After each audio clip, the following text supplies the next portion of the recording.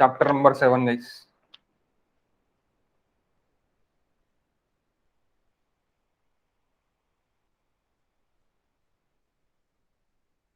Hydrograph. सबसे पहले हम हाइड्रोग्राफ क्या रहता है वो देखिए,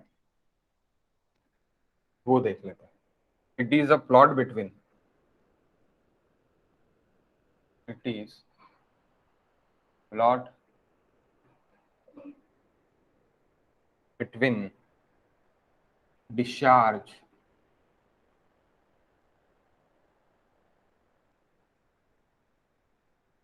डिस्चार्ज इन ए स्ट्रीम। अब स्ट्रीम यानी नाला भी रह सकता, स्ट्रीम यानी रिवर भी रह सकती।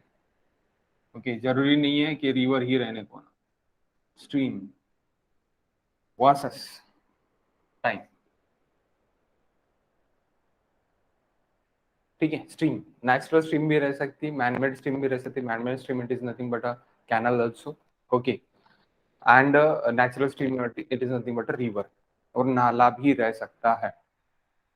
Okay, it is a plot between stream and discharge versus time. अब ये हो गया हाइड्रोग्राफ। Hydrograph, okay. आप बोल सकते हैं अभी, अभी देखते हैं हम। लास्ट लेक्चर में हमने बेस फ्लो वगैरह देखा। रेनफॉल स्टार्ट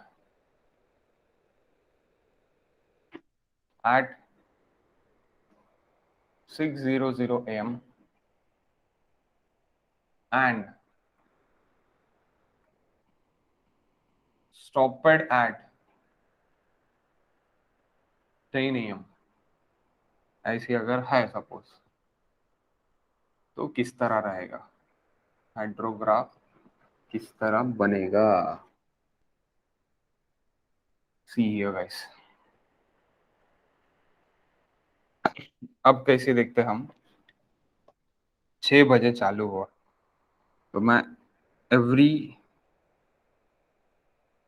और कितने बजे बंद हुआ, 10 बजे बंद हुआ, 10 बजे बंद हुआ। तो मैं 0, 3, 6, 9, 12, 15, 18 यानी शाम के 6, 21 रात के 9, 24 12। तो ये मैं 24 आवर्स की एक ये लिख लिया, एक टाइम लिख लिया, that is in hours. Time in hours में ही है अभी, हम सब कुछ आवर्स में ही देख रहे, टाइम इन आवर्स। यहाँ पे डेज और ईयर्स में भी हाइड्रोग्राफ आप बना सकते हो, तो कोई दिक्कत नहीं है, बन सकता है आपका। अगर आपका कंटिन्यूस तो ये है वगैरह है, तो आपका बन सकता है। तो देखो गाइस, सबसे पहले एक स्ट्रीम रहेगा, वो स्ट्रीम का एक यहाँ पे कुछ तो भी डिस्चार्ज फिक्स रहेगा, मीटर पर मीटर क्यूब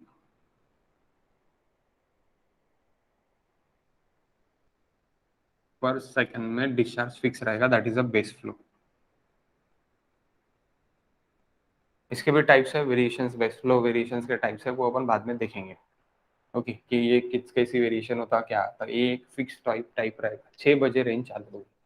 कहाँ से रेंज चालू हो गई, 6 बजे चालू हो, 6 बजे चालू हो गई, 6 बजे बढ़ना यानी गिरना चालू हो गया, दैट इज AM।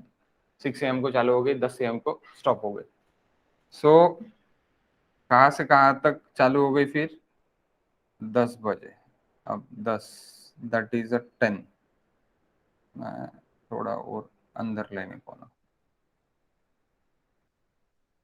ये 10 AM को स्टॉप हो गई, 6 AM को चालू हो गई। तो यहाँ से यहाँ तक स्ट्रोम गिरी, यहाँ से यहाँ तक क्या गिरी, स्ट्रोम गिरी।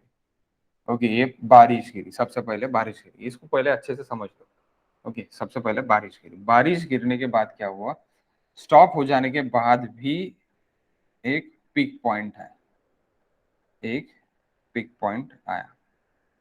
क्यों, क्योंकि जो पूरा पानी है आजू बाजू के इसका, वो इसमें आ गया, सपोज 15 तक आया पिक पॉइंट। अब ये क्यों होगा, इसका भी देख लो। एक कैचमेंट अपन बनाते हैं,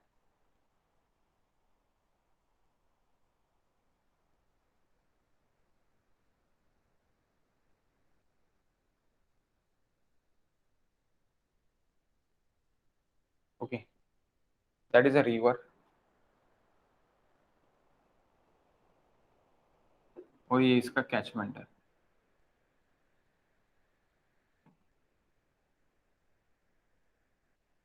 यहाँ से भी पानी आ रहा है, यहाँ से भी पानी आ रहा है, यहाँ से भी कहीं ना कहीं पानी इसमें आ जाएगा। बारिश यहाँ पे गिरी, अभी यहाँ इतने एरिया में बारिश गिरी, तो क्या हो रहा कि ये इसके जो झरे है, यानी जो पानी आ रहा इसमें इसमें आ रहा।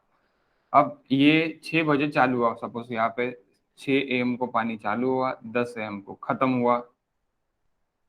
लेकिन यहाँ पे क्या हुआ कि यहाँ का 10 AM को खत्म हुए वाला पानी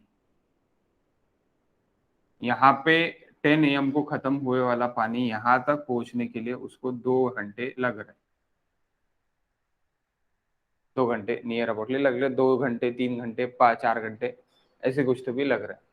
मैं बोल सकता कि सपोज 5 घंटे भी लग सकते, तो 5 घंटे 4 घंटे लग रहे यहाँ पे जो भी पानी आया था उसको इधर आने के लिए। तो क्या होगा कि ये पीक और जाएगा, यानी पीक आवर्स तक वो चले जाएगा। सपोज 10 बजे खत्म हुआ तो भी 3 बजे तक पानी का लेवल सॉरी बढ़ ही रहा था। क्यों बढ़ रहा था? क्योंकि कैचमेंट में, रिवर में आने के लिए, वो स्ट्रीम में आने के लिए मैंने अभी आपको बताया, that is my catchment. Catchment से क्या आ रहा, पानी पूरा रिवर में आ रहा। तो रिवर में आने के बाद वो क्या, क्यों बढ़ रहा, रेन स्टॉप होने के बाद भी कि यहाँ का पानी यहाँ पे आने के लिए थोड़ा टाइम लगता, तो वो बढ़ ही रहा है। स्टॉप तो यहाँ पे हो गया, स्टार्ट यहाँ पे हुआ, स्टॉप यहाँ पे हुआ, तो भी एक पीक पॉइंट पकड़ा है, तो भी एक पीक पॉइंट पकड़ा है। और बाद में क्या हुआ, पीक पॉइंट से आपका नीचे आना चालू हो गया, नीचे आना चालू हो गया। तो ये जो ऊपर का है ना, ऊपर का ये पानी, this water is nothing but direct run of, direct run of. ये क्या है, base flow, base flow run of,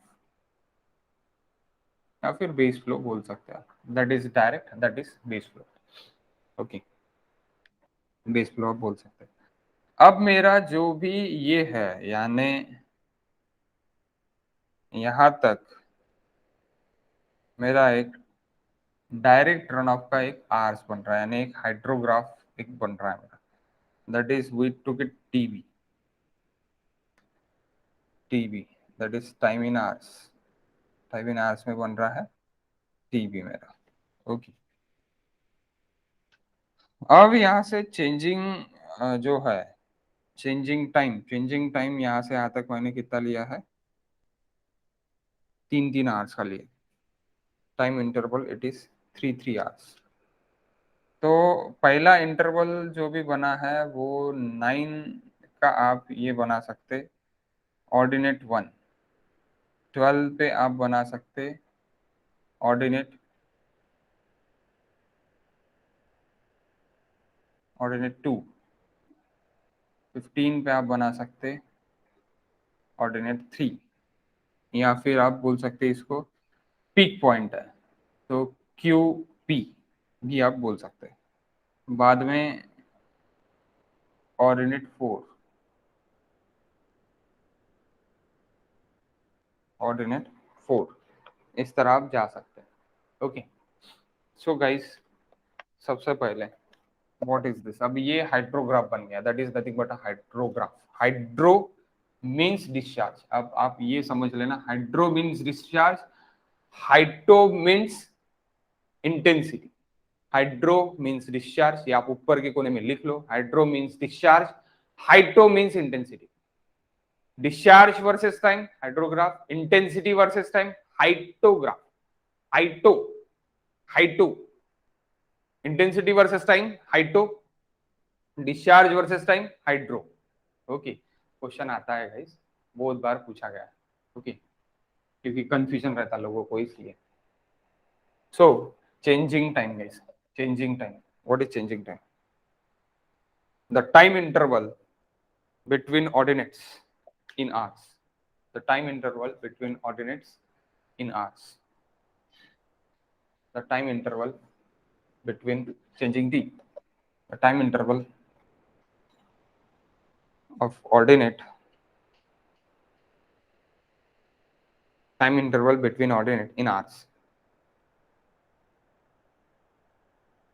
bracket में लिखो, it is the time interval between measurement of discharge. It is the time interval.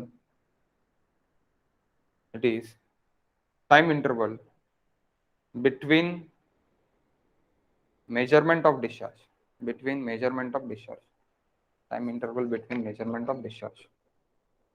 Time interval between measurement of discharge.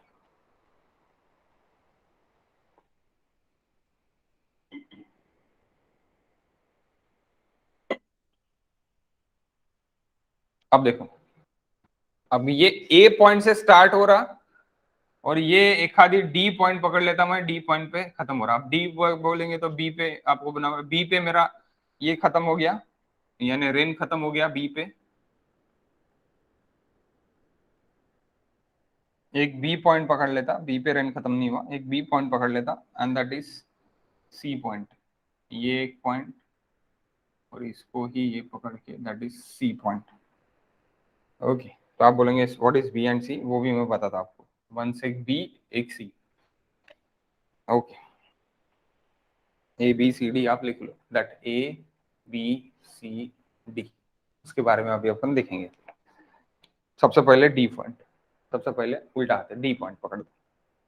Duration of rainfall और स्ट्रोम इन are.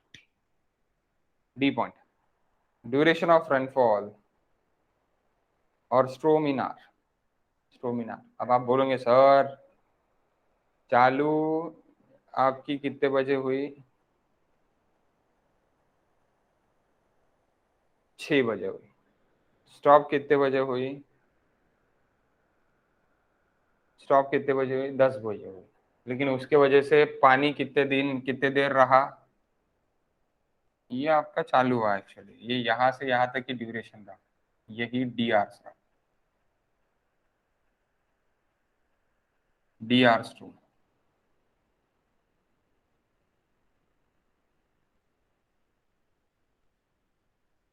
D R स्ट्रोम। अब यहां से लेके ये जो पानी गिरा है आपका, यानी स्ट्रोम बोल सकते हो और रेन बोल सकते हो, रेनफॉल।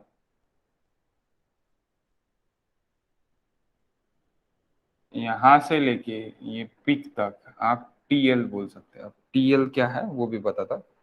ओके, पिक तक आप टीएल बोल सकते हो, उसका इफेक्ट जो ज्यादा रहा है वो।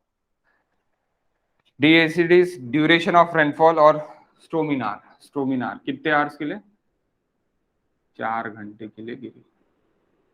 4 घंटे ना गाइस, 6 बजे से लेके 10 बजे तक 4 घंटे के लिए गिरी। बाद में QP. What is QP? QP बीच वाला क्यूपी। क्यूपी पीक और मैक्सिमम डिस्चार्ज और मैक्सिमम ऑर्डिनेट और पीक ऑर्डिनेट। देखो QP it is equal to, QP it is equal to peak और मैक्सिमम डिस्चार्ज और मैक्सिमम ऑर्डिनेट और पीक ऑर्डिनेट, मैक्सिमम ऑर्डिनेट और peak ordinate. Metre cube per second क्या में रहेगा? Metre cube per second, metre cube per second. What is A B? What is A to B?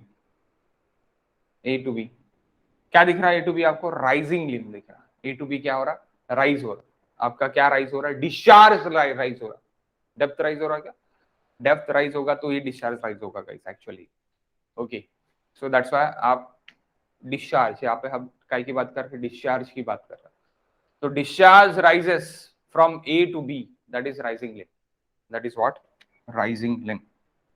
So A to B आप लिखो, A to B it is equal to rising limb और concentration curve, rising limb or concentration curve, rising limb or concentration curve, which this is A to B, rising limb or concentration curve, concentration curve. Okay, concentration curve. It is depend upon Strom characteristics. It is depend upon Strom characteristics. Duration and intensities. Strom characteristics कौन से है? Bracket में लिख लो, duration and intensities. Duration and intensities and basin characteristics basin पे भी depend है. Basin characteristics, size, shape, slope etcetera. Basin characteristics, size, shape, slope etcetera. Okay. BC crest management, crest segment, sorry BC crest segment. ये जो part है, ये part आपका क्या है? क्रिस्ट सेगमेंट है. That is a crest actually. तो ये जो पार्ट है, ये पार्ट आपका क्रिस्ट सेगमेंट है. That is a crest segment guys. Okay. It is depend upon both storm and basin characteristics. It is depend upon both storm and basin characteristics. Basin agar basin, who is basin? That is catchment is basin.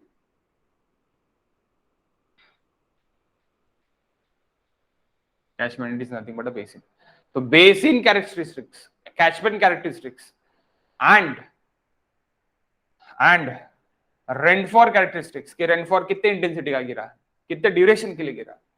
सो ये दोनों भी important है. अब इसका size shape, अगर ये ऐसी ही रहता और ऐसी आता तो कुछ अलग रहता था. ऐसी वाइड है तो कुछ अलग आएगा. तो बेसिन के साइज, बेसिन का शेप, बेसिन के डेप्थ, ये सब कुछ इंपॉर्टेंट है. ओके. और बाद में जो बारिश इंटेंसिटी गिरी, कितने ड्यूरेशन के लिए गिरी, वो भी इंपॉर्टेंट है. ओके. सो दोनों इंपॉर्टेंट है. So that's why that is both are important for crease segment. अब क्रीज सेगमेंट हो जाने के बाद सीडी क्या आता? CD it is nothing but fouling यानी डिस्चार्ज फॉल हो रहा. दैट्स व्हाई इसको क्या बोलेंगे? Recession limb and falling limb. तो इसको लिखो सीडी, फॉलिंग लिम्ब और रिसेशन लिम्ब और डिप्रेशन का. फॉलिंग लिम्ब, रिसेशन लिम्ब और डिप्रेशन कर. It's depends. अब ये काय पे डिपेंड है? बारिश है क्या यहाँ पे? नहीं, ये सिर्फ और सिर्फ डिपेंड है बेसिन कैरेक्टरिस्टिक्स पे. बेसिन कैरेक्टरिस्टिक्स पे डिपेंड है. It is only depends on basin और कैचमेंट कैरेक्टरिस्टिक्स. बेसिन और कैचमेंट कैरेक्टरिस्टिक्स पे ही डिपेंड है. इट्स डिपेंड ओनली बेसिन और catchment characteristics. What is TL now? What is TL? That TL. अब ये टीएल क्या है? लिखो guys. TL, what is TL? TL it is lag time. TL it is lag time और basin lag. TL it is lag time और basin lag. TL it is lag time और basin lag. अब lag time यानी क्या? अरे भाई यहाँ पे 10 बजे बारिश बंद हो गई तो भी पानी इधर आई रहा ना. That is lag time. That is lag time. बारिश 10 बजे बंद होने के बाद भी यहाँ पे पानी आ ही रहा है, उसका इफेक्ट दिख ही रहा है. That is a lag time. That is nothing but a TL. Okay. Lag time और बेसिन लैग. लैग टाइम को ही क्या बोल सकते हैं? टीएल को ही बेसिन लैग. लैग टाइम और बेसिन लैग. इट इज, ये भी लिख लो अभी, ये क्या है? It is the interval between centre of mass of rainfall. इसलिए डी के हाफ में यानी 2 घंटे में चालू हो जाएगा. Centre of mass of rainfall to the centre of mass of hydrograph. To the centre of mass of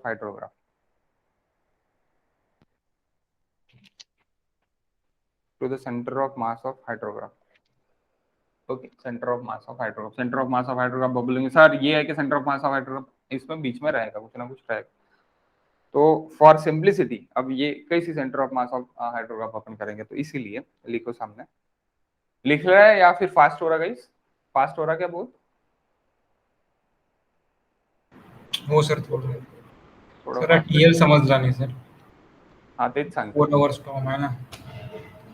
minute मध्ये घेतलं तर 6 to 10. 6 to 10 4 hours. त्या कारण 4 hours. 6 वाजता चालू झाला, 10 वाजता बंद झाला, म्हणजे 4 घंट्याचा स्ट्रोम डी.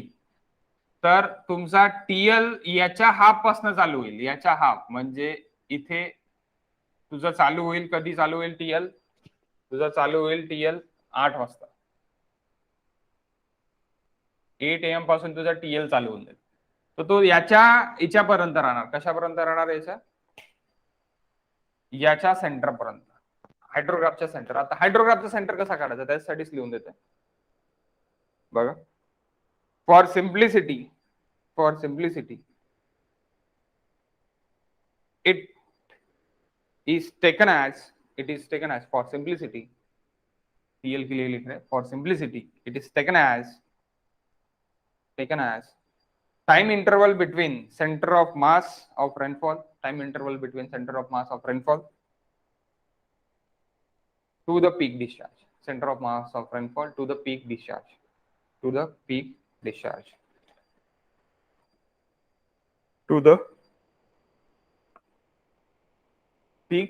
discharge. तो इसीलिए centre of mass of rainfall to the peak discharge, simplicity के लिए. अब centre of mass of hydrograph नहीं निकाल सकते ना, इसीलिए पीक डिस्चार्ज तक लिया, यानी यहां से पीक डिस्चार्ज से कहां तक?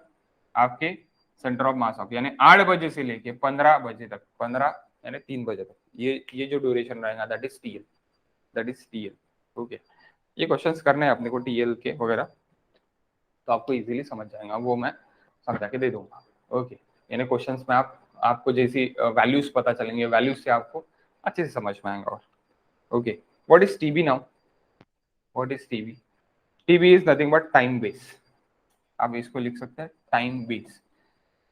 Start of the hydrograph to stop of the hydrograph, start of the hydrograph to end of the hydrograph, या फिर start of the direct run off to the end of the direct run off. TB time base लिखो, TB it is equals to time base. Start to stop of direct runoff. कौन सा time? It is a time between start to stop of direct runoff. Start to stop of direct runoff, या फिर आप बोल सकते time between start of direct runoff to the stop of direct runoff, इस तरह भी बोल सकते हैं. ओके ओके गाइस, सो ये था हाइड्रोग्राफ. अपन इसके बारे में फ्लड हाइड्रोग्राफ, यूनिट हाइड्रोग्राफ, इसके टाइप्स वगैरह नेक्स्ट लेक्चर्स में देखेंगे. आप वंस इसको एक बार पढ़ लो. ओके, वंस इसको आप एक बार पढ़ लो. 1 मिनट.